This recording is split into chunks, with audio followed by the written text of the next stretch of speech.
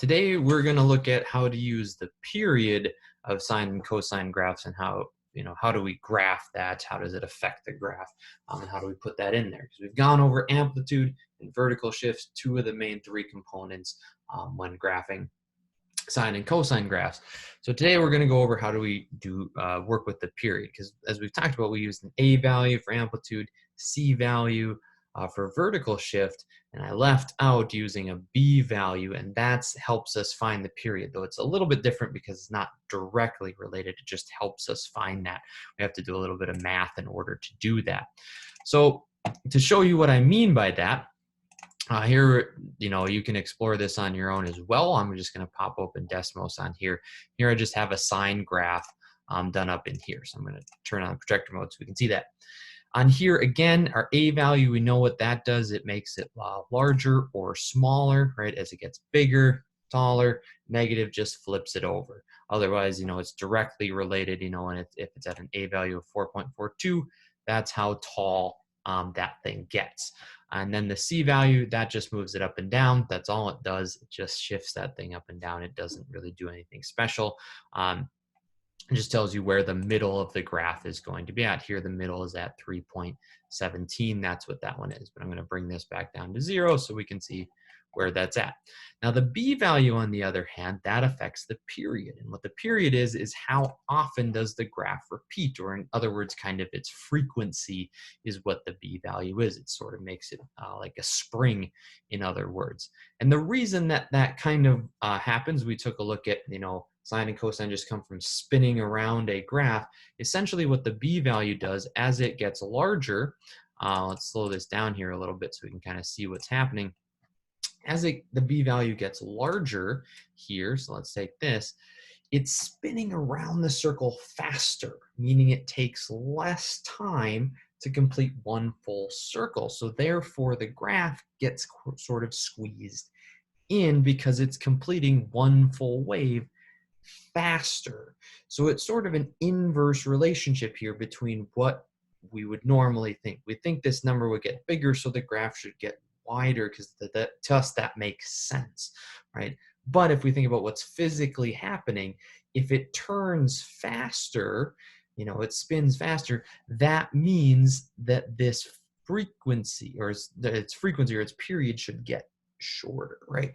That's kind of what's going. I know I said the word frequency. Technically, they're two different things, the frequency and the period, although they are related. We can kind of think about that like it's frequency. So as it gets faster, the period gets shorter. It's kind of like thinking if you can spin your tires faster, or in other words, drive faster, you can get to where you're going faster, right? You can get there in a shorter amount of time. So if you graphed how long it took to get somewhere, if your wheels spin faster, you'll actually shorten the amount of time it takes to get there. And that's what's happening here on this cosine graph. So in here, that's what we're going to do, is look at how does this relate. So as this number gets bigger, the graph actually gets shorter. That's the main thing to take away from that. So how we do that is we take 360, because that's the normal length of time. If we set our B value at 1, okay, that's the normal length of time it takes to do one wave, is in 360 degrees. So here, if we bring this up to, so I'm just going to make this step by 1 so we can kind of see what's happening. If we bring this up to 2, notice now it just takes 180 degrees to get through one full wave. If we bring this up to 3, it's a little tough to see where that's at, but that only actually takes 120 degrees to get through one full wave. If we go up to 4, you can take a little time to think here. How short is it going to be if we go up to 4? 4, one full wave happens after 90 degrees. And we can think at 5. I wonder what that one's going to be. That happens one full wave. There's the bottom, there's the top, there's back to middle, 72 degrees.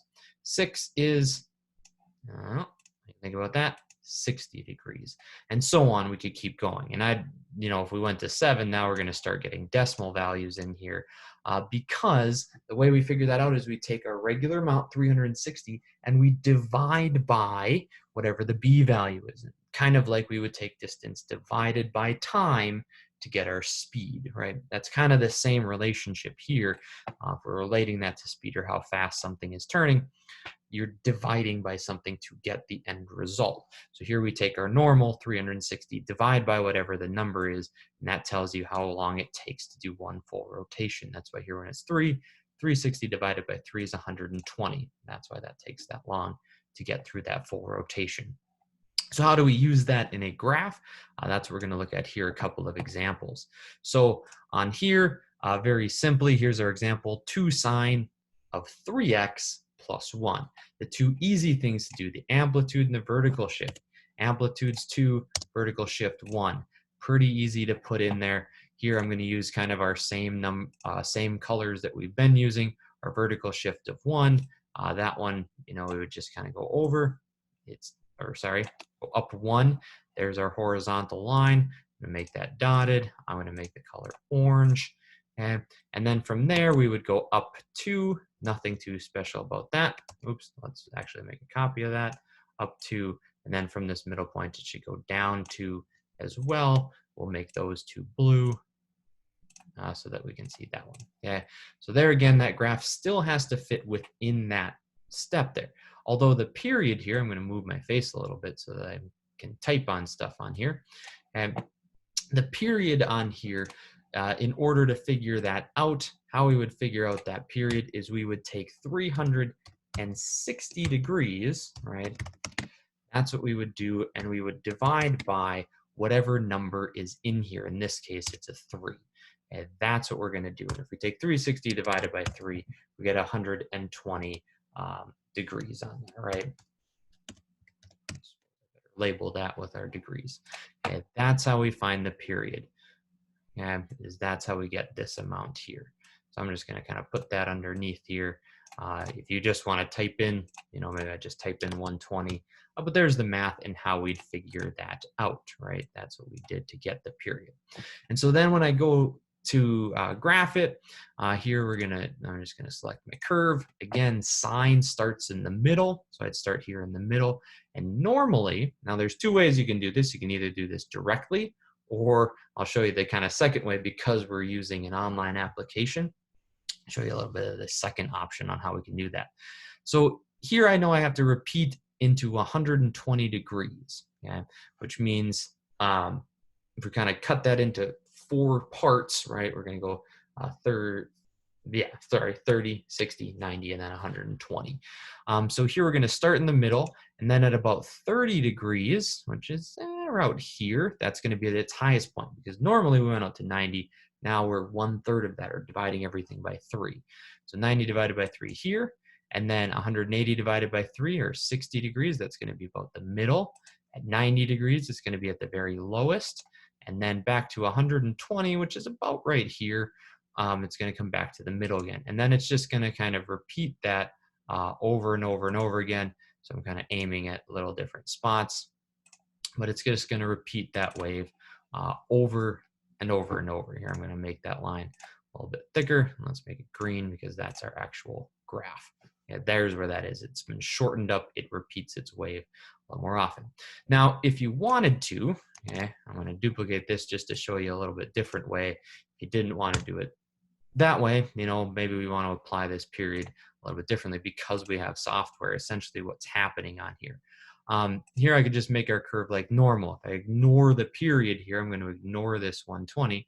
Just do like normal. Go out to 360. Goes to 90, back to 180, 270, 360, and so on, right? It's just going to keep going in here and back and forth, and it's going to wave and wave forever and ever and ever. But what we can do here, if we want to on this one, is I can actually take this and just shorten it up right on the computer program itself. I think, oh, hey, I don't want this 360 point to be there. I can just take this and grab the edge and just sort of squeeze it back in to where I want that one spot to be at. And there's about 120. So there's about where its wave is at. So I aim so that it gets one wave in at about 120. And that's pretty much the same as what we had here. So if you don't want to try and find those exact points, you can always just graph it normally and then either pull or smush that graph so that it fits to exactly what you want it to do. So you can always do that as well. And one more example that we're going to do here, just to throw some little different things so you can see how those work. Here again, amplitude, vertical shift, much the same. Here I got to keep track of negatives. -2 is our amplitude, meaning it's going to be flipped over. Vertical shift, -1 in this case here, because we got that negative. And then our period, a little bit different because it's a fraction. Some people freak out about that. So in here, I'm going to put those two in. I'm actually going to steal the ones from here. I'm just going to copy those because I don't want to redraw all that. I'm just going to put these in here. Let's move these around a little bit. So I want my vertical part to be at about -1, and then it's going up 2 and down 2 from that spot. So I'm just stealing those in. I'm not going to do anything fancy there. Cosine graph, I'm going to do the kind of smoosh method. So I'm just going to put my cosine graph right in here. I know cosine starts at the high point, although it's -2, so it's flipped over. So I'm just going to kind of plop these in here. So here, cosine does the same thing, but it sort of goes this way, right? So I'm just going to draw one period of that one part of the wave. If you want to draw more, you certainly could. So let's make this thing green again, and we'll make it a little thicker. And now again, like I said, it's -2. It should be flipped over. So I'm going to take this and flip this thing vertically so it's in the right orientation. Now it matches that negative. We've got that part done. And then to do the period, this is a little bit different because there's a 2/3. We're dividing by a fraction. Some of you guys might be ahead of me on this already. What I'm going to do here is I would say, well, we're going to take 360 divided by 2/3, right? Which is not 120, so we'll get rid of that. So really here, when we divide by a fraction, right, we can say dividing by a fraction is the same as multiplying by its reciprocal. So in fact here, oops, let's not do that. Let's do a multiply, oops, times, I suppose is the, yep, there we go, times 3/2, because we'd have to do its reciprocal. And there, if we do 360 times 3/2, and again, we can always grab our calculator if we need that. I don't even know where I put mine. So here, I'm just going to go ahead and, if you need to, you can always just type things right into Google as well. Just as a little thing, times 3/2. If you don't have a calculator on it, you can always use Google as that too. Just wanted to show you that also. So 540 there, that would be what we have, 540 degrees, right? A little circle up there for degrees. So I'm just going to put that in there as part of the notes. So if you want to look back at that, you can always do that here. So this actually gets a little bit longer because 2/3, it's slowing down by 2/3, means it has to take longer to do the same amount of stuff. So here I'm going to put in my 540. So I'm going to take this regular graph, normally at 360, 540 is about right out here, right at the edge of the graph. I get that that's not there, but I could sort of count it out. So I'm going to take this same graph and it's going to stretch all the way out to 540 degrees. And there's my cosine graph, right? If I wanted to repeat this, again, I could just make another copy of it over here, and there's sort of the wave that cosine graph goes through. But that's how we find period. It's going to change, how smooshed or spread out the graph is. And we always take 360 divided by whatever the b value is. And if it's a fraction, we use its reciprocal to help us figure that out. So if you guys, again, got any questions, email me, let me know. We'll figure that stuff out. Otherwise, good luck.